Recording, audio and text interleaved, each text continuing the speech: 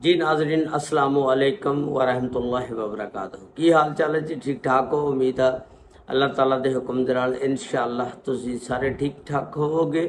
अल्लाह ताला सब ते रहमत फरमाए, अल्लाह ताला सब नूं अपने हिफ्ज़ो ईमान च रखे। अज दे व्लॉग दे विच मैं तुहानूं पाकिस्तान दे दो मशहूर माजी दे अदाकार उन्हां दे दरम्यान लड़ाई का एक वाक़या सुनावांगा कि वो किस वजह नाल लड़े और उन्हां दी लड़ाई की वजह किहड़ी सी ते फिर उहदा इख्तिताम किदां होया, एंड किदां होया ते और वो पुराने दौर दे विच जिहड़े फिल्मी अदाकार सी वो किस तरह लड़दे हुंदे सी। अज दे दौर दे विच तो लड़ाइयां ठा ठा वाली आ ना, ते पिछले दौर दे विच किदां लड़ाइयां लड़दे हुंदे सी उस दी मुकम्मल तफसीलात अज दी इस वीडियो दे विच मैं तुहानूं दस्सांगा। लो जी, जे चैनल ते नवें ते चैनल नूं सबसक्राइब लाइक और शेयर जरूर कर देना। तुहाडीआं मुहब्बतां दा बड़ा शुक्रिया और बड़ी मेहरबानी कि तुसीं अपना कीमती टाइम कढ के मेरी वीडियो नूं वेखिया और इहदे बदले दे विच मैं तुहाडा बहुत बहुत शुक्रिया अदा करदा। अल्लाह ताला तुहाडे उत्ते रहमत फरमाए। अदाकार संतोष कुमार और अदाकार अलाउद्दीन माजी दे शुरू दियां जदों फिल्मां बणियां उन्हां दे बहुत बड़े एक्टर सी, अदाकार सी। इन्हां दा नाम बहुत ज़्यादा सी। शुरू दियां फिल्मां दे विच जदों इब्तदा हुई सी ये ज़्यादातर फिल्मां दे विच आंदे हुंदे सी। अदाकार अलाउद्दीन साहब जिहड़े ने इन्हां दे भरा सी एक छोटे राजू, फिल्म डायरैक्टर सी रियाज अहमद राजू। और जिहड़े संतोष कुमार सी उन्हां दे दूसरे भरा जिहड़े सी दर्पण, वो भी अदाकार सी। एक इन्हां दे तीसरे भरा एस सुलेमान सी, वो फिल्मां दे हदायतकार सी। ते ये लड़ाई जिहड़ी सी अदाकार अलाउद्दीन और संतोष कुमार दे दरम्यान सी। ज़ाहरा जदों दो बंदे लड़ते ने फिर उहदे विच दुश्मन वगैरह भी आ कुदते ने, छाल मार देंदे ने। वो जिहड़े एक दूजे के मुखालफ होण एक दूजे नूं चुकते थलते रहंदे ने, लगाव बुझाव करते ने, तीली लांदे ने, वो उहनूं भड़काउंदा ताकि इन्हां दी लड़ाई वध जाए। वो फिर अपना बदला विचों लैंदे ने ना, अपना गुस्सा कढ़दे ने, एक दूजे नूं पंप करदे ने, एक दूजे ने खिलाफ कर देंदे ने गल्लां कर।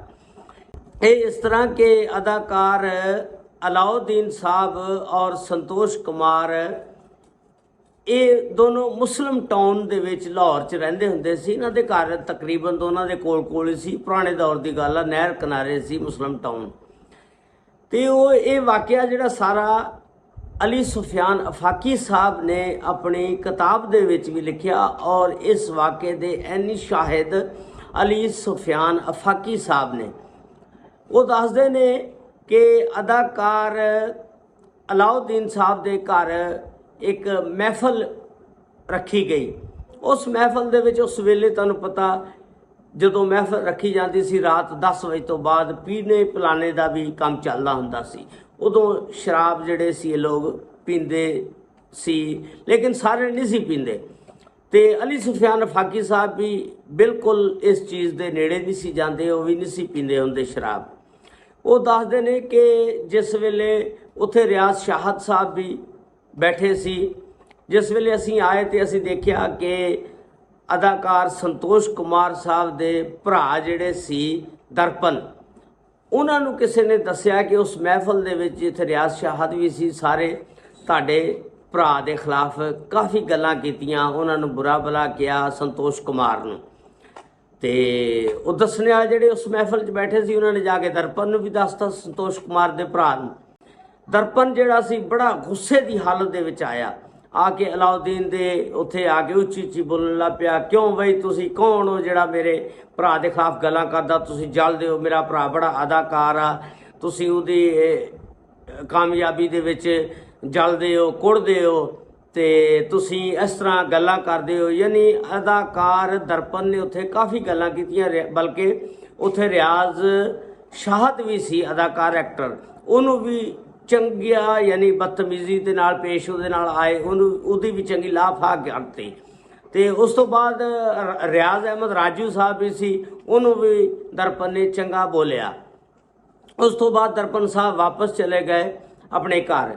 उस तो बाद अली सुफियान अफाकी साहब दसते हैं कि मैं ਅਲਾਉਦੀਨ ਸਾਹਿਬ ਦੇ ਨਾਲ ਹੋਰ ਵੀ ਤਨਵੀਰ ਨਕਵੀ ਸਾਹਿਬ ਵੀ ਅਸੀਂ ਜਿਸ ਵੇਲੇ ਆਏ ਆ ਕੇ ਵੇਖਿਆ ਤੇ ਉੱਥੇ ਪਤਾ ਲੱਗਾ ਜਿਸ ਵੇਲੇ ਅਲਾਉਦੀਨ ਸਾਹਿਬ ਨੂੰ ਵੀ ਇੱਥੇ ਦਰਪਨ ਸਾਹਿਬ ਆਏ ਸੀ ਆ ਕੇ ਕਾਫੀ ਹੱਲਾ ਗੁੱਲਾ ਬੋਲ ਕੇ ਗਏ ਨੇ, ਹੰਗਾਮਾ ਕਰਕੇ ਗਏ ਨੇ। ਅਲਾਉਦੀਨ ਸਾਹਿਬ ਨੂੰ ਗੁੱਸਾ ਚੜ ਗਿਆ ਕਿ ਮੇਰੇ ਘਰ ਆਏ ਹੋਏ ਮਹਿਮਾਨ ਰਿਆਜ਼ ਸ਼ਾਹ ਦੇ ਨਾਲ ਉਹਨਾਂ ਨੇ ਬੜੀ ਬਦਤਮੀਜ਼ੀ ਕੀਤੀ ਆ।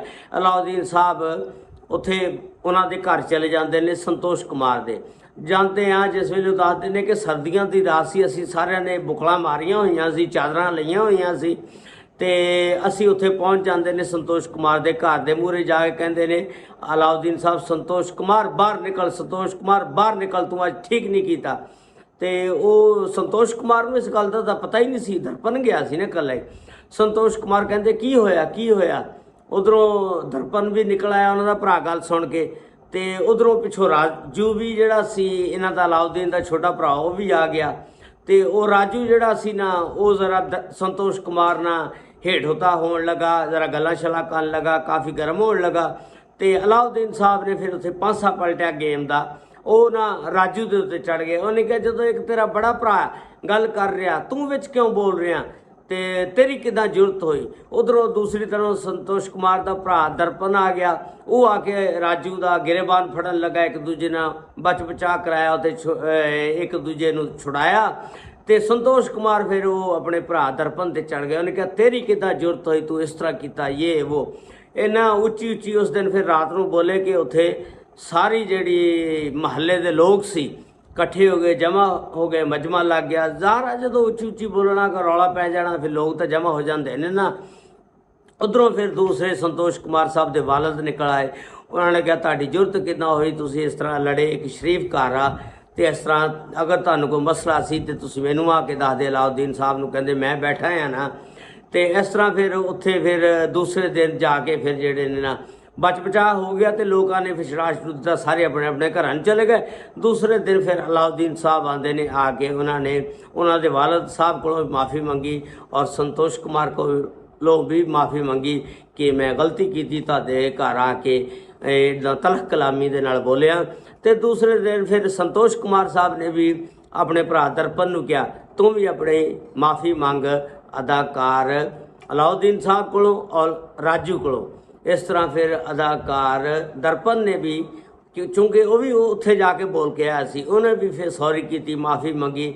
ਇਸ ਤਰ੍ਹਾਂ ਫਿਰ ਇਹਨਾਂ ਦੀ ਫਿਰ ਸੁਲ੍ਹਾ ਹੋਈ ਸੀ। ਪੁਰਾਣੇ ਦੌਰ ਦੇ ਵਿੱਚ ਇਸ ਤਰ੍ਹਾਂ ਲੜਦੇ ਹੁੰਦੇ ਸੀ। ਹੁਣ ਤਾਂ ਭਾਈ ਠਾ ਠਾ ਚੱਕਦੇ ਨੇ, ਇੱਕ ਦੂਜੇ ਨੂੰ ਸਿੱਧਾ ਫੈਰ ਠੋਕ ਦਿੰਦੇ ਨੇ, ਚਲੋ ਜੀ ਟਪਾ ਦਿਓ ਅਗਲੇ ਜਾਨ ਅੱਲਾ ਦੇ ਹਵਾਲੇ।